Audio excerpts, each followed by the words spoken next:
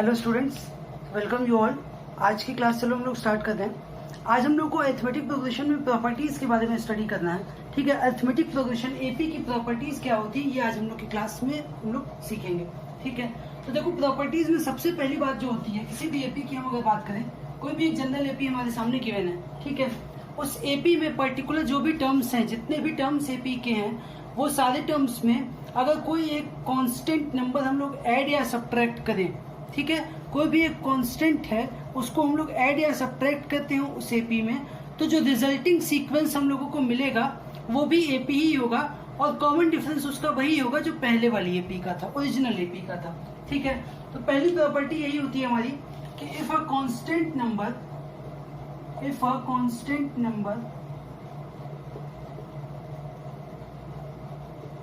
is added or subtracted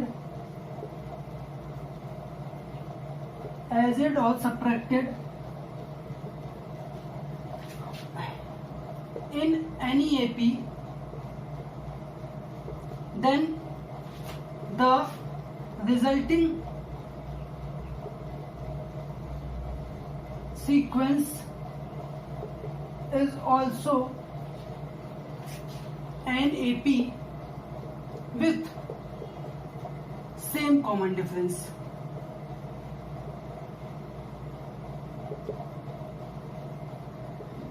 ठीक है, तो पहली प्रॉपर्टी हमारी ये है। इसका मतलब क्या हुआ समझो। सॉरी, अगर मान लो एक एपी हमारे सामने थी A plus D, A plus 2d and so on up to कुछ भी टर्म तक होगा। ठीक है, इस तरीके से एक एपी है। अगर हम लोग क्या कर रहे हैं अब इसमें, मैंने क्या बोला कि हम लोग कोई कांस्टेंट नंबर ऐड या सब्ट्रैक्ट कर रहे हैं, मतलब के मान लो हम लोग एक नंबर है जिसको ऐड या सब्ट्रैक्ट करना चाह रहे हैं, तो a प्लस माइनस के हो जाएगा, या तो प्लस के कर दो या माइनस के अपने हिसाब से। ठीक है, पहला टर्म। दूसरा टर्म इसका क्या हो जाएगा, देखो a प्लस डी जो है उसमें फिर प्लस माइनस के हो जाएगा, उसके बाद फिर क्या हो जाएगा a plus 2d plus minus 2 के हो जाएगा, सॉरी प्लस माइनस के ही रहेगा, तो के क्योंकि हम लोग ऐड सब्ट्रैक्ट कर रहे हैं। तो देखो अगर ध्यान से, तो ये जो सीक्वेंस है अब ये भी एक एपी होगा। क्यों एपी होगा, क्योंकि अभी भी प्रीसीडिंग टर्म में से सक्सीडिंग माइनस करोगे जब, तो देखो ए प्लस माइनस के तो कॉमन है, ए प्लस माइनस के इसमें भी है, ए प्लस माइनस के इसमें भी है, तो जो एक्चुअली अगर हम लोग इस वाले में से बाद वाले में से पहला वाला माइनस करें तो बचेगा क्या, डी ही बचेगा हमारे पास अभी भी। फिर आगे आ जाओ, इस वाले में देखो तो फिर से a प्लस 2d है, a प्लस माइनस के यहाँ पे भी कॉमन है, a प्लस माइनस के यहाँ पे भी है, फिर माइनस करोगे तो 2d माइनस d, मतलब d ही बचेगा फिर से। तो दैट मीन्स कि ये जो सीक्वेंस है फिर से ये AP ही बना है, और जिसका कॉमन डिफरेंस क्या है, पुराने वाले ओरिजिनल AP जितना d ही है common difference.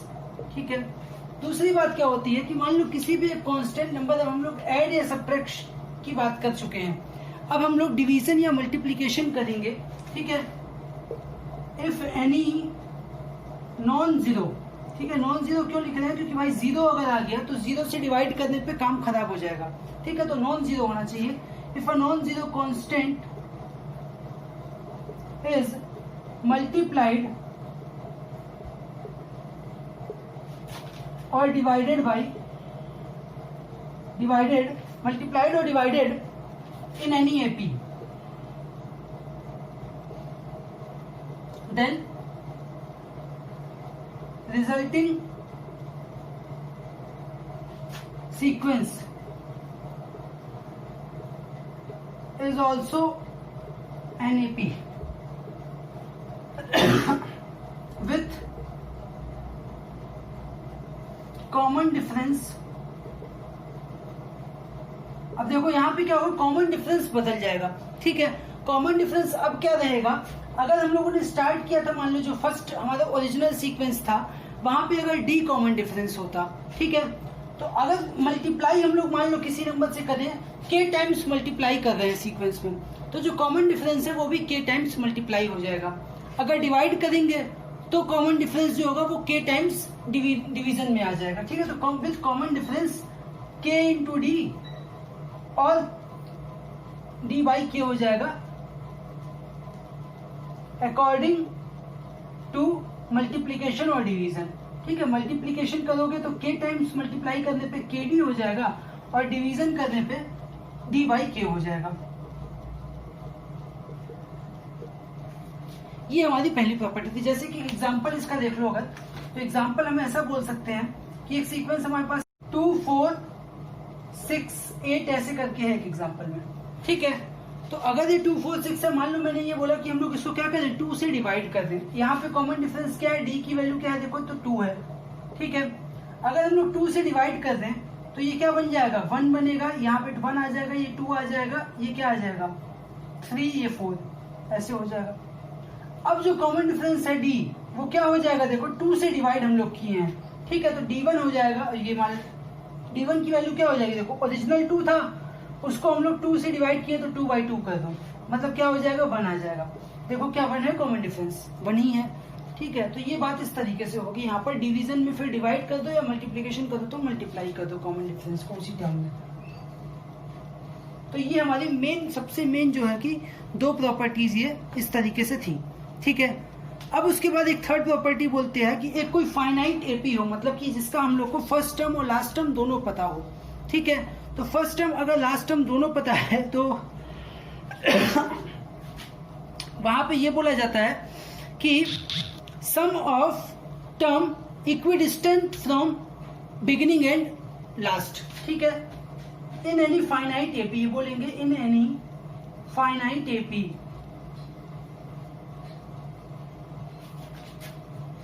sum of terms equidistant from beginning and end is always same and is equal to sum of first and last term। इसका मतलब क्या हुआ, देखो इसका मतलब ये है कि अगर हम लोग क्या करें, मान लो कि कोई एक एपी है, ठीक है। अब उस एपी में मान लेते हैं n टर्म्स कुछ भी हो, 2 4 6 8 यही है मान लो, ठीक है। अब टू मान लेते हैं कि 104 तक है, तो कुछ भी टर्म्स होंगे इसमें, मान लेते हैं n टर्म्स हैं। तो अगर मैं ये बोलूं कि यहाँ से हम लोग बिगिनिंग से 5th टर्म उठाएं, बिगिनिंग से 5th टर्म ले लें, या बिगिनिंग से मान लो हम लोग 2nd टर्म ले लें, या 3rd मान लेते हैं, चलो 3rd टर्म ले लेते हैं क्योंकि आसान होगा, 3rd पे देख लेना सामने लिखा हुआ है। तो 3rd टर्म बिगिनिंग से जो है वो है 6, 3rd टर्म लास्ट से उठाओ, तो लास्ट से 3rd टर्म देखो क्या होगा, यहाँ पे अगर 104 ये पहला टर्म है तो पीछे से क्या होगा देखो, इसके पहले 102 आया रहा होगा क्योंकि 2 का कॉमन डिफरेंस चल रहा है, इसके पहले 100 आया रहा होगा। तो स्टार्टिंग से 6 है, पीछे से कितना है 100 है लास्ट से, तो दोनों को अगर ऐड करें हम लोग तो 6 + 100 कितना होगा 106, ठीक है। अब मान लो हम बोल रहे हैं कि एक टर्म है जो 4th टर्म ले लें, 4th टर्म बिगिनिंग से ले लें और 4th एंड से ले लो। तो 4th टर्म बिगिनिंग से 8 आ गया, पीछे से देखोगे एंड से तो कितना आएगा 98 आएगा, इन दोनों को ऐड करो, फिर 98 + 8 कितना आ जाएगा 106 ही आएगा। तो यही बात बोली जा रही है कि sum of term equidistant from beginning and end is always same, हमेशा सेम होगा, और वो किसके इक्वल होगा, sum of first and last term, मतलब a + l के इक्वल होगा ये चीज। ऐसे भी देखो तो भाई अगर sum of term equidistant from beginning, तो पहला टर्म ये ले लो बिगिनिंग से, पहला टर्म लास्ट से, ये हो गया, तो दोनों को ऐड कर दो, तो ये चीज हमेशा सेम रहेगी। ये बहुत इंपॉर्टेंट प्रॉपर्टी है जिसका काफी यूज क्वेश्चंस में होता है, ठीक है। तो ये हो गई हमारी 3 मेजर प्रॉपर्टीज।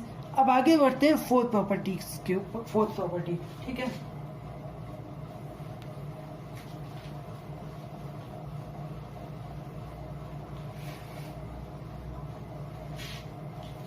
तो देखो 4th प्रॉपर्टी ये बोलती है कि अगर कोई 3 नंबर मान लो एपी में है, if 3 numbers A B C हैं और वो एपी में है अगर, ठीक है, ABC AP में है, जिसमें देखो ABC इसी सीक्वेंस से ही रहेगा, पहले A फिर B फिर C, ठीक है। तो वहां पर क्या हम बोल सकते हैं कि 2B is equal to A plus C होगा। ये फॉर्मूला हम लोग यूज करते हैं, एपी कहीं पर भी बोला हो, 3 नंबर एपी में हो तो डायरेक्टली सीधे हिट करते हैं हम लोग इसी फॉर्मूले को। 3 नंबर एपी में है एबीसी अगर, तो 2B is equal to A plus C, मतलब twice of middle term is equal to sum of first and last third term, ठीक है। ये प्रॉपर्टी हो गई हमारी।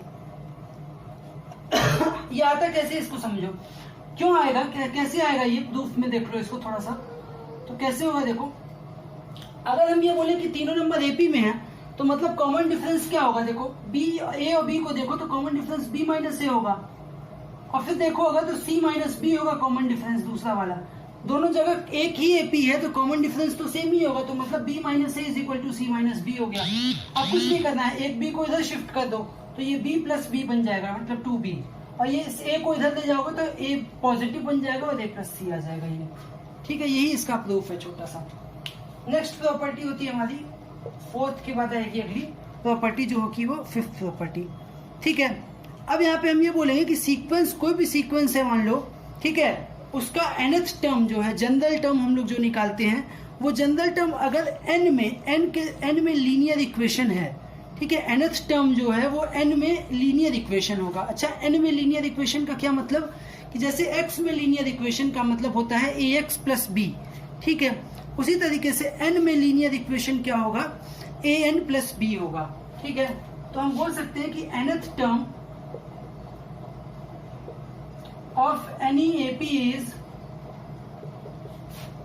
linear expression in n, ठीक है। मतलब कि हम लोग Tn को जनरल में क्या बोल सकते हैं, an प्लस b के फॉर्म में रिप्रेजेंट कर सकते हैं। ये इसका मतलब हो गया इस प्रॉपर्टी का। अच्छा, a और b क्या होगा, कोई भी कांस्टेंट नंबर हो सकता है, ठीक है। a and b should be any constant, कोई भी कांस्टेंट नंबर हो सकता है इस तरीके से, ठीक है। अब इसके बाद देखो क्या होगा कि कॉमन डिफरेंस की अगर हम बात करें तो कॉमन डिफरेंस क्या होगा, जो कोफिशिएंट ऑफ n होगा, ठीक है, coefficient of n is common difference. तो कॉमन डिफरेंस यहाँ पे क्या हो जाएगा, देखो कोफिशिएंट ऑफ n, ठीक है। अगर an प्लस b की फॉर्म में लिख लिए तो ये पता चल जाएगा कि एपी है और उसके फिर जो n का कोफिशिएंट है वही कॉमन डिफरेंस हो जाएगा उस एपी सीक्वेंस का, ठीक है। ये प्रॉपर्टी थी हमारी फिफ्थ। नेक्स्ट अगर हम लोग देखें प्रॉपर्टी को कि सम को हम लोग रिप्रेजेंट करें, तो सम की अगर हम बात करें तो सम ऑफ n टर्म्स को जो हम लोग रिप्रेजेंट करते हैं, sum of n terms of any AP is quadratic expression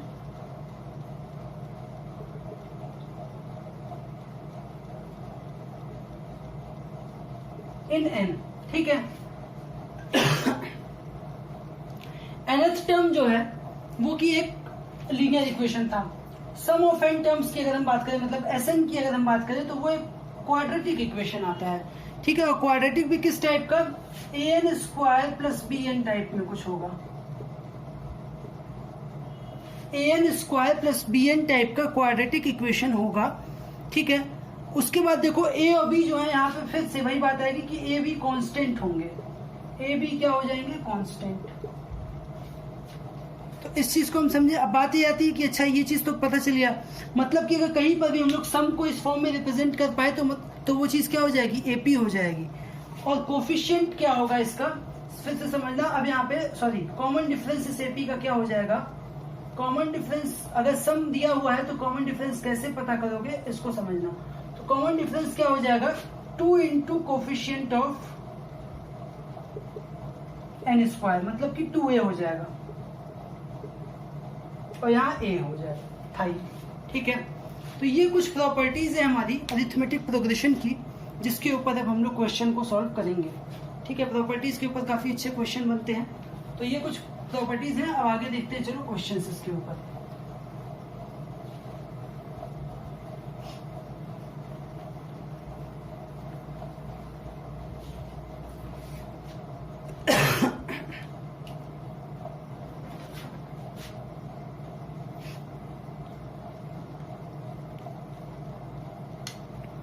देख क्वेश्चन है कि अगर ए बी सी एपी में है, if A B C are in AP, given है कि ए बी सी तीन नंबर्स एपी में तो है ही, तो प्रूफ करना है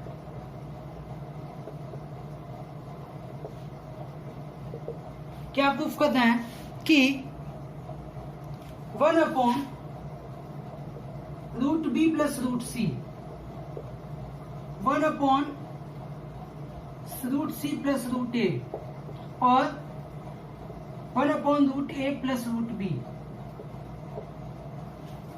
ठीक है, ये भी एपी में होंगे, ऐसा प्रूफ हम लोगों को करना है। एबीसी एपी में गिवन है और एबीसी के बाद हम लोग को प्रूफ करके बताना है कि ये जो सीक्वेंस, ये जो तीन नंबर्स लिखे गए हैं ये भी एपी में हैं, ठीक है। तो देखो ऐसा करने के लिए हम लोग क्या कर सकते हैं कि अगर हम लोग को प्रूफ करना है कि ये तीन नंबर्स एपी में हैं, ठीक है, ये प्रूफ करना है कि ये तीन नंबर एपी में है, तो मान लो कि अच्छा ये एपी में है, एक बार के लिए मान लो कि ये एपी में है। अगर हम लोग ऐसा मान लें कि ये तीन एपी में हैं और फिर उससे प्रूफ ये कर दें कि एबीसी एपी में आएंगे, इन तीनों को मान लो कि एपी में है और प्रूफ कर दो कि एबीसी एपी में है, तो भी बात सही हो जाएगी। क्योंकि ऐसा करना आसान है, इसलिए हम लोग ये सोच रख रहे हैं, उल्टा जाओ, रिवर्स जाओ, ठीक है। जिसको प्रूफ करना है वो मान लो है और जो दिया हुआ है उसको मान लो, उसको बता दो, प्रूफ कर दो कि वो है। तो एबीसी अगर एपी में प्रूफ करना है मतलब कि हम लोग को क्या लाना पड़ेगा कि 2b is equal to a plus c लाना पड़ेगा, ठीक है। तो लास्ट हमारा क्या आना चाहिए एक्सप्रेशन कि 2b is equal to a plus c हो। और स्टार्ट कहां से करेंगे, स्टार्ट कहां से करेंगे कि let these numbers are in AP, ठीक है। तो let 1/√b plus √c, 1/√c plus √a और 1/√a प्लस √b ये एपी में है, आर इन एपी, ठीक है। अब इस चीज को हम लोगों ने अगर एज्यूम कर लिया कि ये तीनों नंबर्स एपी में हैं, तो काम हमारा हो गया काफी आसान अब आगे से। क्यों? क्योंकि देखो अब हम लोग क्या करेंगे, एपी में मानने के बाद इसको हम लोग डायरेक्टली ये बोल सकते हैं कि ट्वाइस ऑफ मिडिल टर्म, मतलब कि अगर इस टर्म को हम लोग देखें तो ट्वाइस ऑफ दिस टर्म, या फिर डायरेक्टली बोल सकते हो कॉमन डिफरेंस, मतलब कि बी इस वाले को second minus first, second minus first,